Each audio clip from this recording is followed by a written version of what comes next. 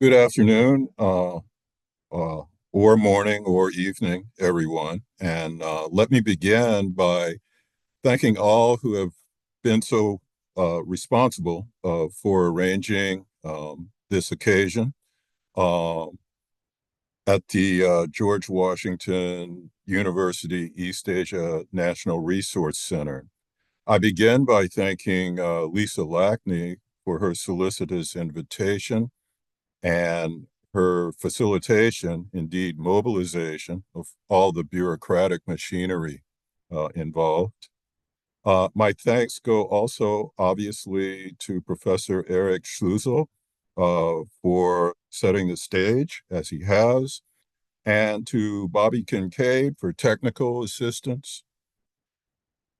Much of my thanks is compelled by the willingness of your forum organizers to solicit a historian as a temporal outsider for, as is probably known, at least to some of you, my scholarly stock and trade is really neither in the modern or the contemporary eras, but in the medieval period. Nevertheless, by stretching myself a bit, I think I should be able to succeed in ultimately casting some measure of informing light on the early modern today. That is the beginnings of what is familiarly the colonial era of slavery as defined by Europe, which I will endeavor to emphasize in this particular presentation. The central issues with which my own modest contribution to historical discourse today is concerned are two, with those being frameable by the questions, first, if not by the Chinese themselves, which will be shown to have been unlikely, then by whom were the first Africans transported into slavery in China? And two, what have been the legacies left by these earliest purveyors? As would seem logical, at least to me, this inquiry begins with a geography lesson, followed by one on what might be called the indeterminacy or even slipperiness of ethnoracial categorization.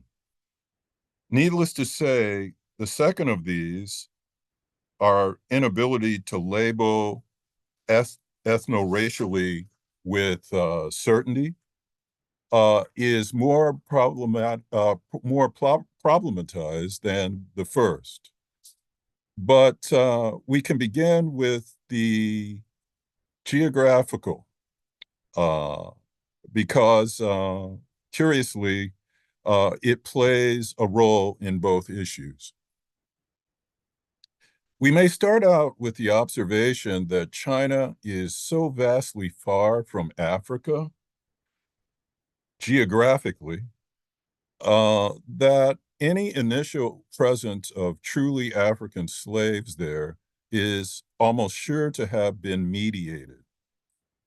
The closeness of such places as India and what is now the contemporary Middle East to the intermixture of sea bordering kingdoms, city states, and villages that contiguously compose the extensive East African coastline unquestionably facilitated the thriving trade in slaves acquired from continental Africa that began in truly early times.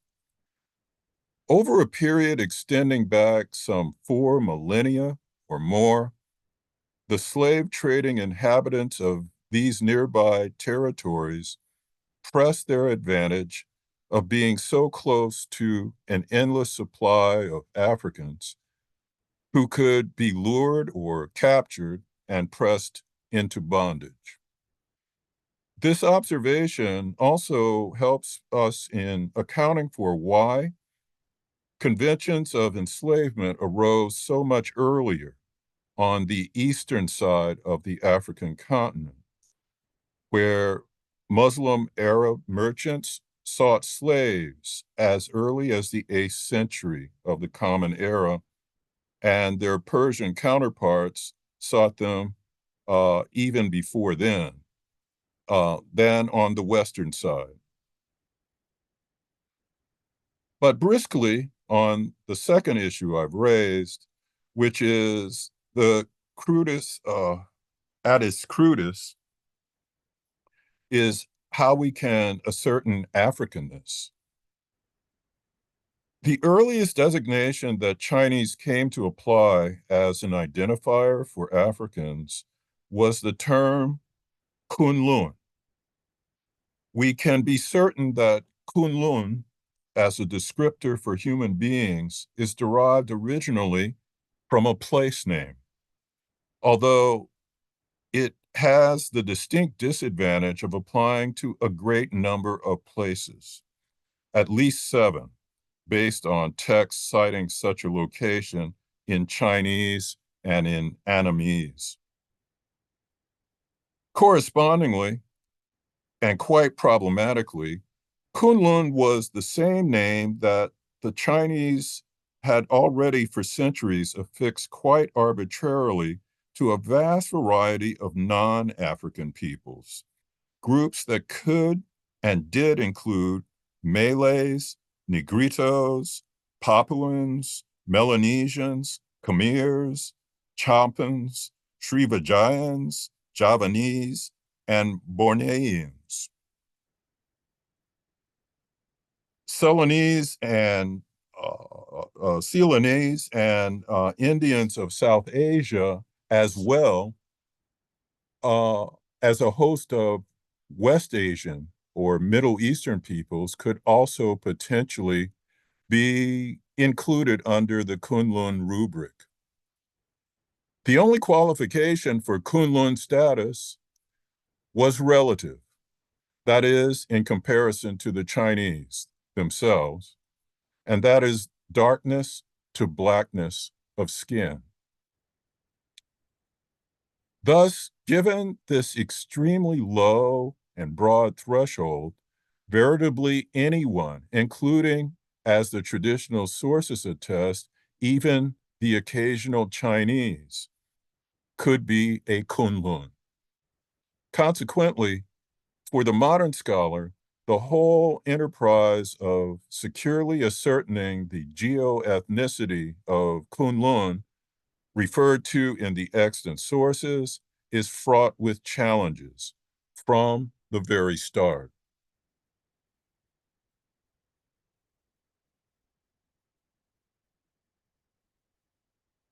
The first conclusive reference to a certifiably African locale in a Chinese text does not occur before the 9th century of the Common Era, being contained in the extremely discursive work uh, uh, Ouyang Zazu, uh, the miscellany of tidbits from Ouyang Mountain Cave, by the writer dilettante Duan Chongchi of the Tang Dynasty.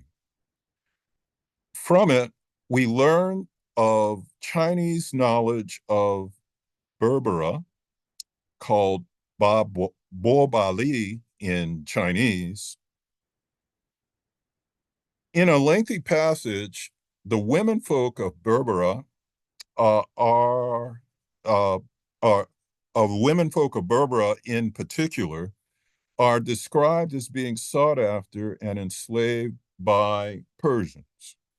However, most confoundingly, Duan Chengshir's unprecedented Africa entry is that it both uh, uh, describes the inhabitants of Berbera as Africans and yet curiously does not. To be sure, the vividly savage imagery does by all means impart what is already a stereotypically African effect. However, Dwan makes no mention at all of what would have been then, just as it is now, the most fundamental distinguishing trait of the Berberans. That is their darkness, indeed blackness of skin color.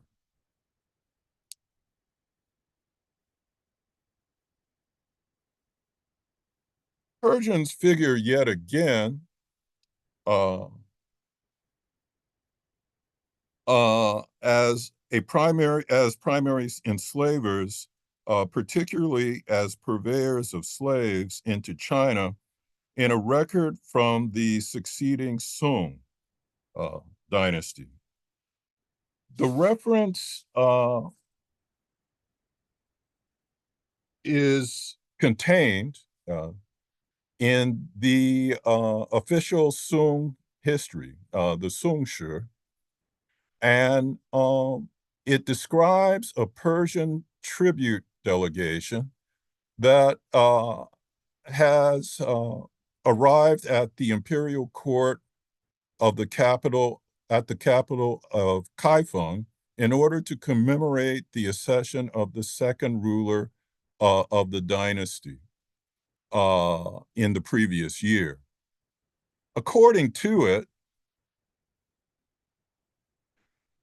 in 977, Envoy Pusina, Vice Commissioner Mohamo, and Administrative Assistant Pulor and others made an offering of tribute to the court of the goods of their locality. Their servants, having deep-set eyes and black bodies, were called Kunlun slaves. By imperial decree, in return, these envoys were given suits of garments with lining, utensils, and currency. Their servants were given variegated silk fabric with differences in each case, or for each. Were the Kunlun here described Africans? Although it is elliptically terse, the passage is unquestionably interlaced with the kinds of hints that encourage us to think so.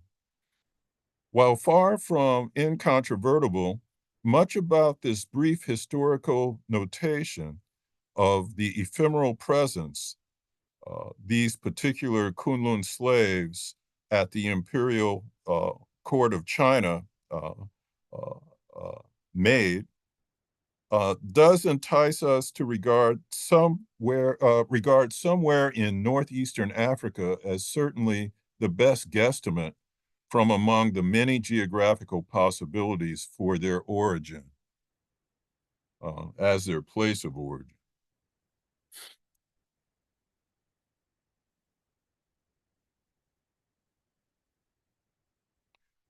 In this connection, important to be mindful is that if not Africans, peoples as slaves of comparably dark complexion, again regarded generically as Kunlun by the Chinese, had been arriving in China since probably the 7th century of the Common Era, if not earlier. The first port of call for the delivery by sea of this said enslaved cargo had been Guangzhou, the preeminent trading capital of the early medieval era, and in later centuries called Canton by the corruption for its name. However, by the end of the 11th century, Guangzhou was displaced as the major port uh, of seagoing trade in China by Trenzhou. And it is with this transition that we can credibly infer that the Kunlun arriving there almost invariably as slaves aboard the ships of Arab merchants were nearly always of African origin.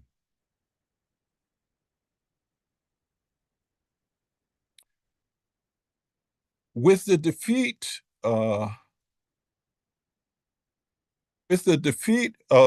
and the supplanting of the Sung by the succeeding Yuan dynasty, China was subjected to foreign domination under the Mongols. The Yuan regime maintained an extensive network of foreign relations. And in the spirit of the Mongol drive for conquest and profit overall, encouraged the geographical study of the world. Still, our information on the eastward flow of Africans during Yuan times across what Chinese then called the Western Sea, that is the Indian Ocean, is minuscule.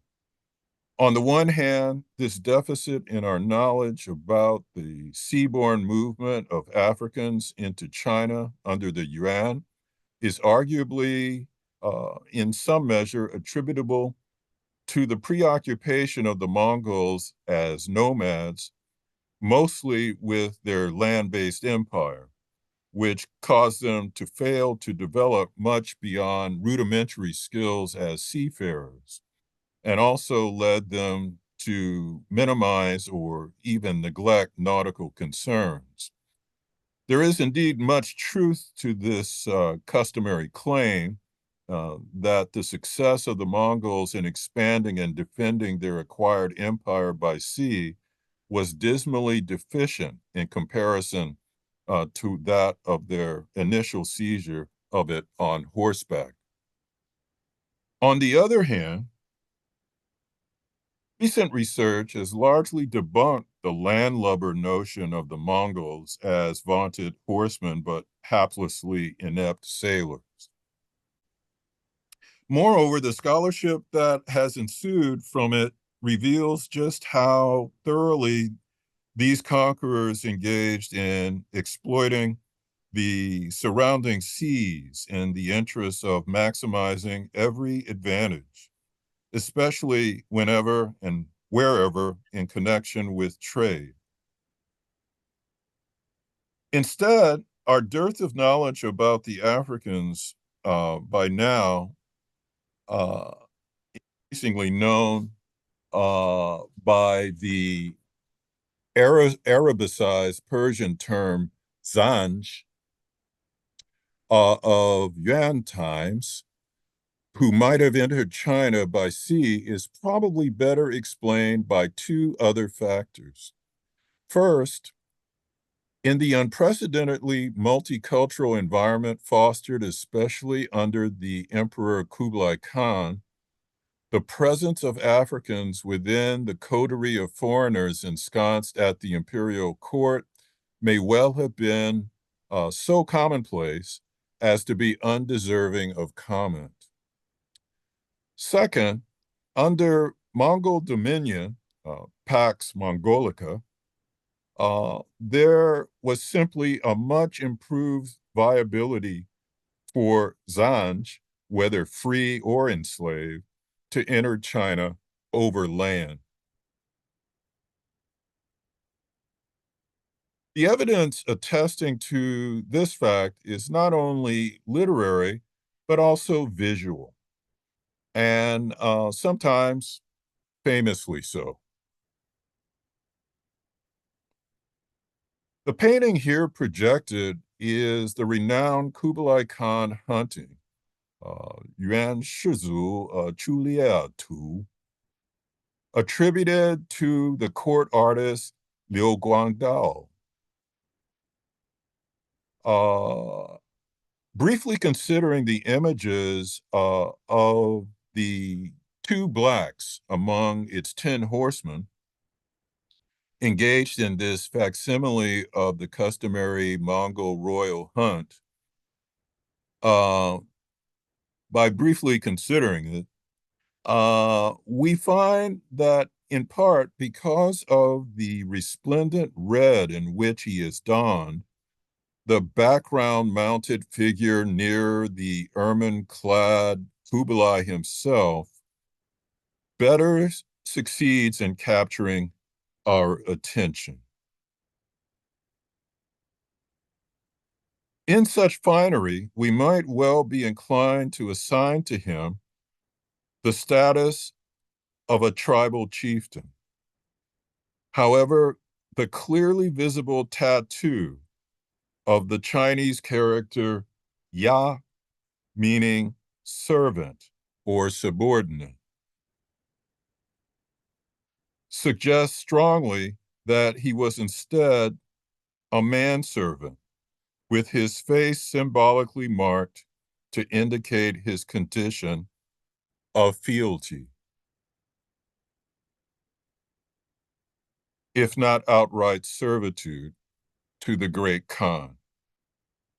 Thus, whereas there can be no question that there were Blacks of free status who came to and departed the Middle Kingdom during the Yuan and subsequent times, as this image attests, the converse situation in which Africans were present in China and yet held status no higher than that of slaves seems also to have been, at least to some significant extent, continued under the Mongols.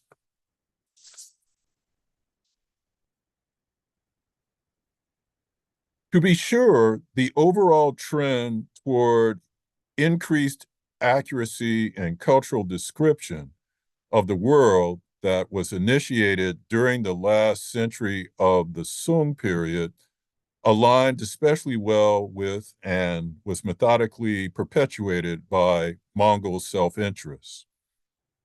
This tendency became quite valuably exerted in and reflected by the discipline of cartography. To our great fortune, one of the best surviving examples of this tendency exists in the form of an off-center depiction of the southernmost tip of Africa by the notable geographer uh, Zhu Sibun. It is thought to have been drawn in the early 14th century, between the years 1311 and 1320.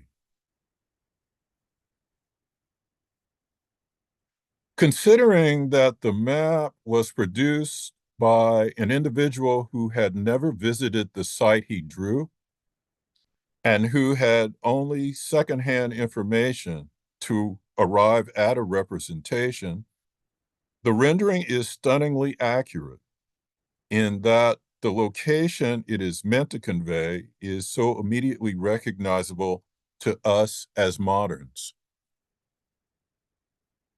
Furthermore, upon even closer inspection, perhaps on account of the singularity of its placement, an offshore island just to the east of, but still contiguous with the main shoreline of the continent, captures our attention as the only other major discrete element in the composition of the map. Its positioning indeed marks it as a site corresponding very closely to what was then and is now Zanzibar.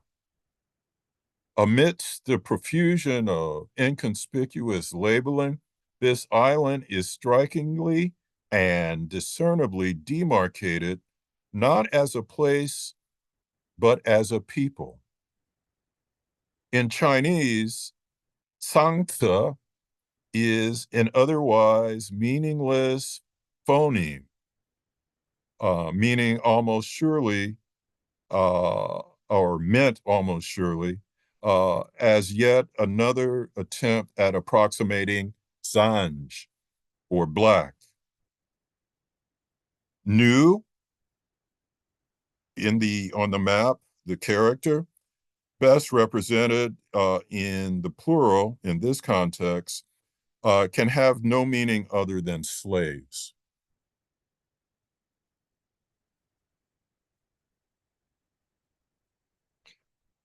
The fall of the Yuan, the Yuan dynasty, and the expulsion of the Mongols as conquerors gave rise to the establishment of the Ming dynasty, generally assessed by assessed by as representing the return of Chinese rule following the scourge of Mongol domination that it did. The Ming was as incurious about the world at large as the Yuan had been curious. Indeed, over the entire duration, its entire duration, only one consequential event of the Ming militated against this broadly exclusionary outlook. And it was the famed series of maritime voyages across and throughout the Indian Ocean, embarked on and successfully completed under the command of the imperial eunuch Admiral Zheng He, voyages between 1405 and 1433.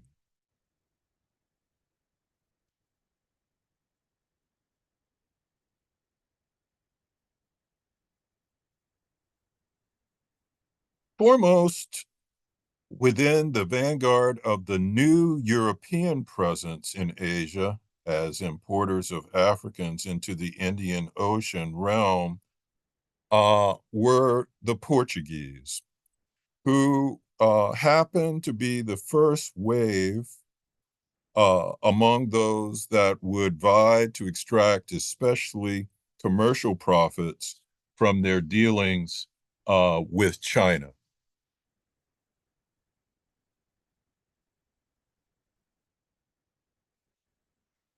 By the close of the 15th century, the Portuguese were already leading participants in the Atlantic Ocean slave trade, and they subsequently launched their forays into and throughout the Indian Ocean via their newly emergent outposts along the Malabar coast, the southwestern coastline of subcontinental India, which had been reached by the explorer Vasco da Gama in 1498. Thereafter, the primary gateway for the new Portuguese presence, and concomitantly the revived African one throughout the Western Sea, became their appropriated Indian state of Goa, Estado da India, the state of India, as it was called, or as it became in later times, sometimes simply called Portuguese India. From Goa, seeking aggressively to establish a monopoly on trade, uh, the Portuguese merchants sailed further eastward toward China and Japan. And in so venturing, they were invariantly accompanied by either large or small numbers of African slaves, not exclusively for the purpose of labor, but oftentimes, given the proclivity for conditionally arming them, for that of personal defense. Something to be borne in mind for what's upcoming. Seemingly, as often by shipwreck as by design, the carracks of the Portuguese would end up either aground or in distress off the South China Sea, in Chinese, the Nanyang coastline, frequently in states of disrepair and with their occupants in truly dire straits. Once ashore, irrespective of how they had come to be encountered by Chinese authorities, uh, whether indeed intentionally or by accident, these visitors uh, were regarded as unwelcome and so treated by the Chinese. If their ships were deemed sufficiently intact, the intruders would be dealt with brusquely and forced back out to sea. If their ships were ruined, they were usually subjected to indeterminate terms of imprisonment, pending being ransomed, if such ever occurred. Worst of all, if they should in any way resist being manhandled and looted by corrupt Chinese authorities, they were typically killed in the most gruesome of manners on the spot.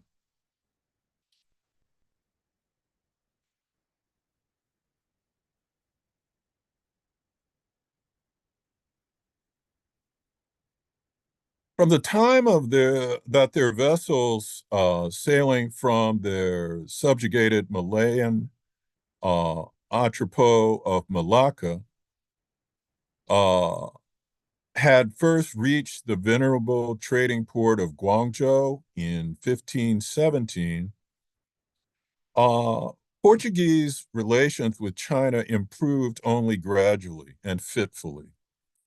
Reports emanating from nearby Malacca describing the unfortunate and unseemly nature of Portuguese rule there tended to heighten Chinese wariness and hinder progress in dealing with these foreigners. Locally and more directly, the Chinese found the ill-timed construction of a fort just downstream from Guangzhou or Canton by Simão Perez de Andrade,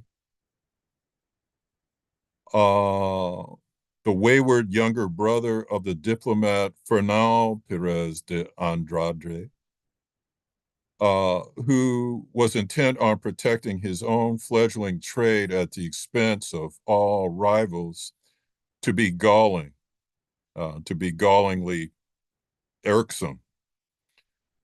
Nor was the situation much at all helped by the fact that Simão Perez de Andrade happened to be one of the first and most brazen Portuguese enslavers of Chinese. These factors, among others, led Ming authorities to suspend official relations with the Portuguese in 1521, dismissing their ambassadors from the imperial court at Beijing and expelling their fleet from Guangzhou. The Portuguese merchantmen were at first ill-received by the isolationist Ming authorities and suffered many setbacks, including incarceration and death, in their attempts simply to conduct trade with China. However, persistence paid off, and matters improved markedly when, for their help in sweeping the South China coastline free of pirates, these traders were grudgingly granted permission in 1535 to trade but not settle at Macau, Alman in the Chinese, a peninsula below Guangzhou, on the west side of the Pearl River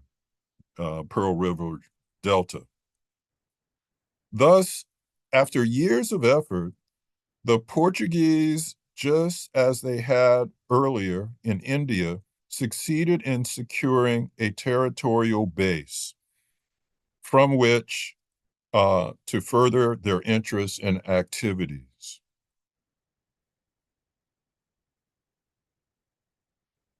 Despite this prohibition forbidding settlement,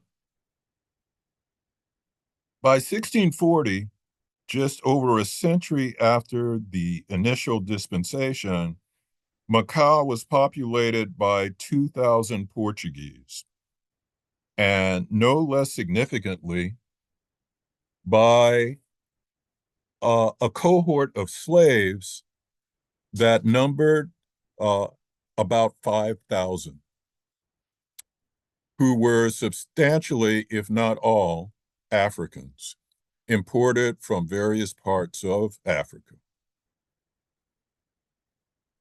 Once so appropriated by settlement, Macau, of course, remained autonomous for nearly 5 centuries, not reverting back to the control of the Chinese government until 1999. Thus, history reveals the adroitness with which the much undesired Portuguese colonists exploited and extended what was surely intended originally to be only a transitory arrangement. Those Portuguese who came early to China were, to be sure, merchants and hardly scribes, and never did they approach being literateurs. Hence, they left behind next to no records of any kind that have survived. Moreover, the fact that the enslaved Africans represented nothing more than property and labor to these Portuguese merchantmen as their owners meant that little of whatever they did right would have touched on or cast much of an informing light on the plight of their slaves. As the modern historian Edward A. Alpers states, quoting him, the early Portuguese chroniclers only mention the slave trade in passing. Much more important were the gold and ivory trades to Arabia and India, close quote. However, in their dealings with their ensconced foreign guests, the members of the Ming Chinese officialdom, being wary of both European masters and African slaves, surveilled and reported persistently on both. Among this group, first arose a new term, actually very likely a quite old epithet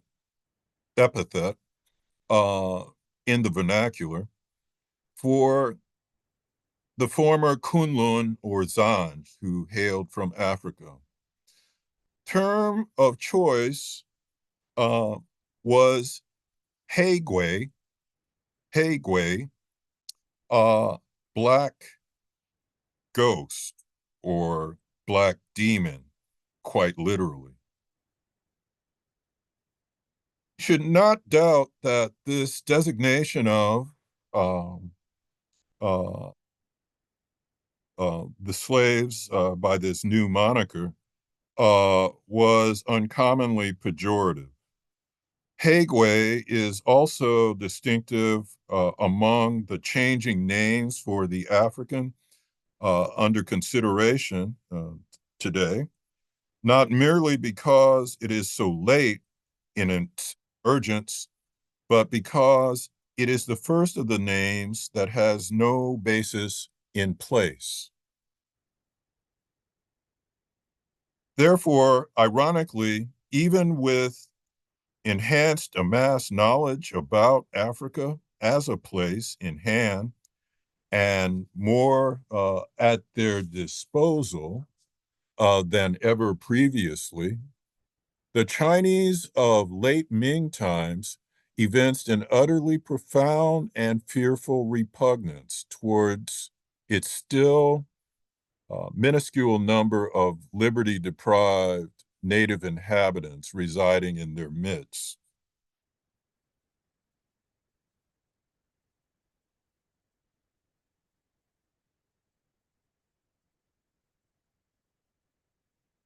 What we are destined ever to know about the saga of the untold numbers of Africans who, preponderantly as slaves, arduously journeyed from the eastern shores of their native continent to China is likely to remain hopelessly fragmentary and discontinuous. Yet there is a singular event on the cusp of early modernity that affords us genuine, if impressionistic, clues to their influence there.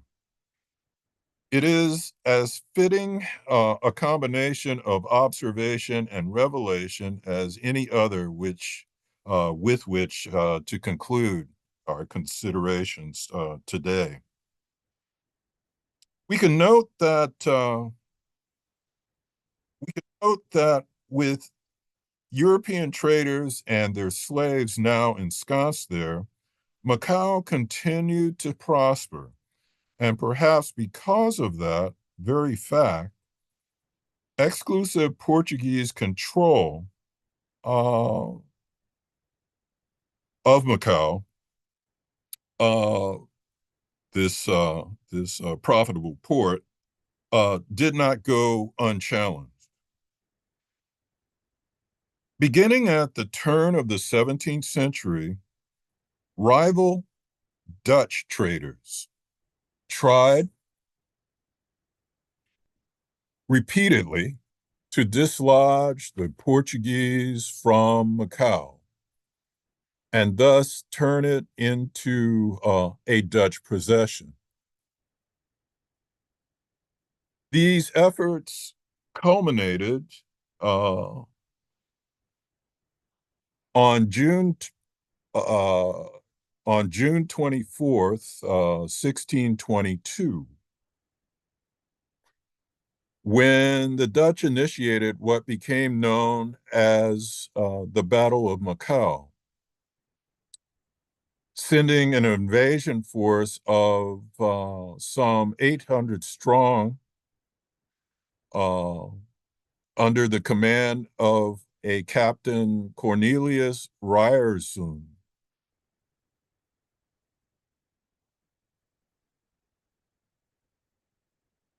To their surprise, the Dutch invaders found that most of the defenders were neither Portuguese soldiers nor priests, but instead African slaves. As the Dutch governor, Jan Cohen, was to write in 1623, following the defeat, the slaves of the Portuguese at Macau served them so well and faithfully that it was they who defeated and drove away our people there last year. He added further that during the battle, our people saw very few Portuguese. After this battle, the Dutch never again tried to conquer Macau, and it, of course, remained a Portuguese colony until reverting to Chinese control, again in the year 1999. If you think the African slaves of Macau might somehow have been rewarded for their staunch defense of the colonial foothold of their masters, then you are destined for disappointment. Certainly, the reward of manumission was out of bounds, given that Portugal, one of the earliest European leaders in the slave trade did not outlaw the institution in its African colonies until 1869, pressured by a treaty concluded between the United States and Great Britain for the suppression of the slave trade. Thus, unsurprisingly, contrary to what would seem either fair or just, the grand victory of the Macau blacks had the ironic result of only ensuring their continued bondage there for another 2.5 centuries. Yet again, in history, just as in life itself, no good deed goes unpunished. Such was indeed the case for all those labeled as Kunlun, who had over the ages entered China through ports of no return. Thank you.